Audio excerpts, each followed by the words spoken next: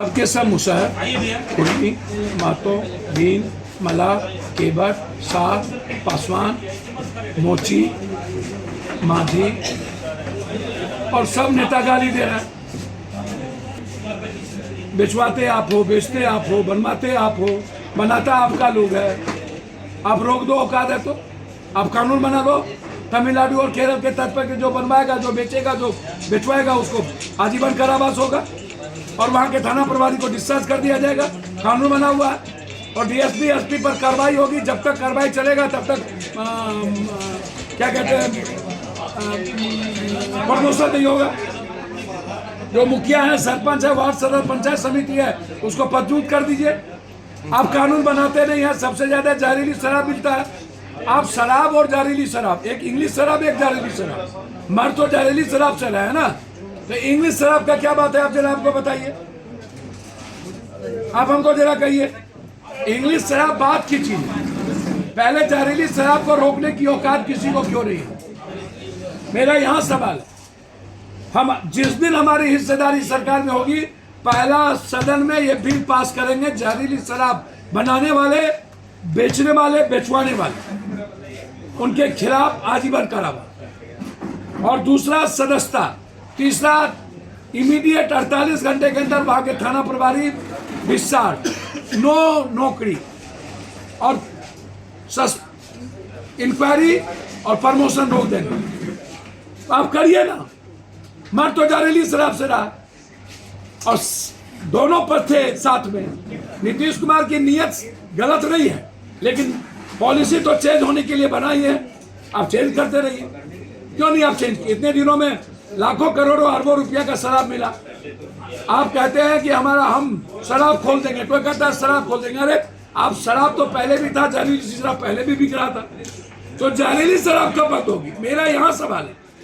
शराब तो केरल और तमिलनाडु में भी वहां की सरकार खोली हुई है, लेकिन सरकार चला रही है। यहाँ भी सरकार चला दे और 70% टैक्सेस को बढ़ा दे ताकि आम आदमी ना ले और 30% से नीचे कम उम्र वाले को शराब ना दे किसी भी कीमत पर।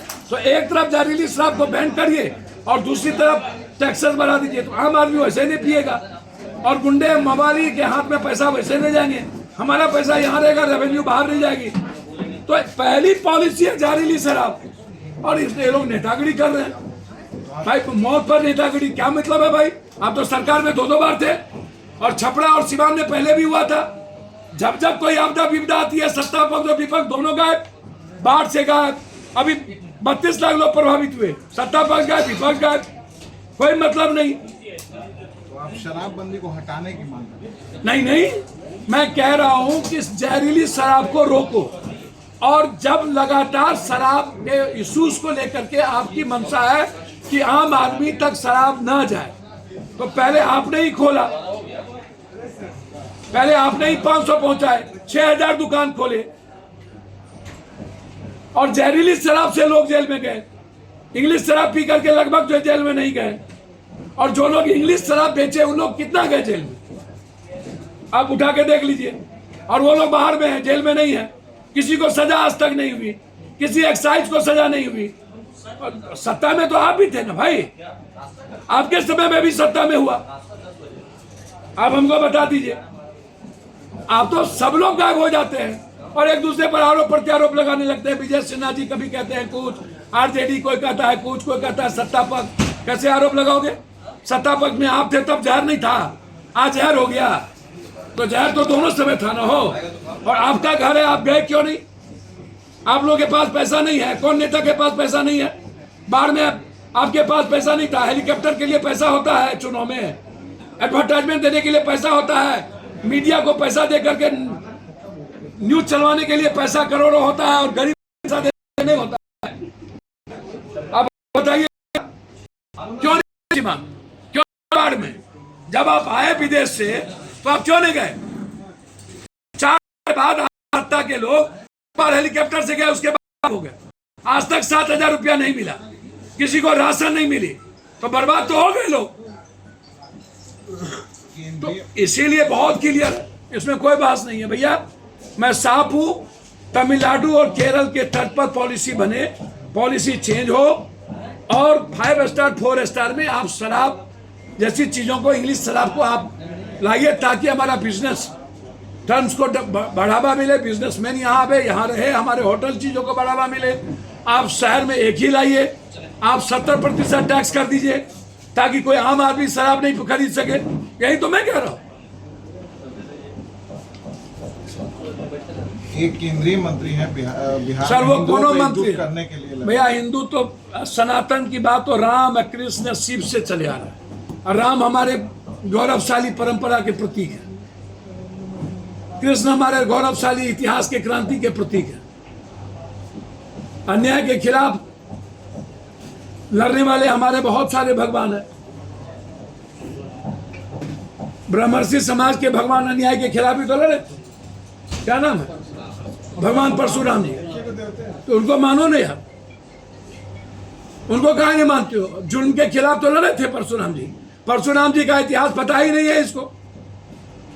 तो जब परशुराम, भगवान परशुराम के क्रांति और विचार का पता नहीं है, ये कौन सा बुझार है भाई? उनसे पूछिए ना। ये अपने को गौरवशाली कहते हैं और त्रिशूल लेकर के बकबक करते हैं। ये कहते हैं कि पाकिस्तान में हिंदू लड़की को उठा लेता है, 1% है। तो भैया 15वां साल शुरू हुआ 6 साल पहले था। तो जब इजराइल हमास को मिटा सकता है, तो तुम कहे ला बैठा लो, तुम मिटा दो, परमाणु गिरा दो, और ले आओ जाकर के उठा के। औकात क्यों नहीं है दाऊद इब्राहिम को उठा के लाके फांसी देने की? क्यों हैसियत नहीं है? क्यों डरते हो दाऊद इब्राहिम से? ये लोग दाऊद इब्राहिम से डरते हैं। दाऊद इब्राहिम और तो छोड़ दो, मुस्लिम बहुल इलाके में जा रहे हैं। अरे भैया, ये जहां जाए विकास की बात करें, स्वागत करेंगे, नफरत पैदा करेंगे, इनको मेरे लाश पर आना पड़े। हम सीधा बैठ गए, अकेला बैठे, हिम्मत होगी तो बढ़ा के दिखा देते। हम कोई भीड़ से नहीं बैठे, सो जाएंगे वो। नफरत पैदा करने नहीं देंगे। 2 चीज करने हम इस बिहार में नहीं देंगे। किसी जाति को गाली देने नहीं देंगे, किसी जाति के खिलाफ नफरत पैदा करने नहीं देंगे, किसी धर्म और मजहब को आधार बना करके सौहार्द बिगाड़ने नहीं देंगे। और नीतीश कुमार जी, जरा सा भी आपके भीतर सेकुलरिज्म की कुछ बात हो तो आप इस यात्रा को रोकिए। आपके पीठ में खंजर भोंकेगा, आप मरिएगा, आपको मारेगा ये लोग। आप कहीं के नहीं रहेंगे। या तो रोकिए, या तो गिरिराज दादा को थोड़े दिन के लिए बिहार जेल में आराम करने दीजिए।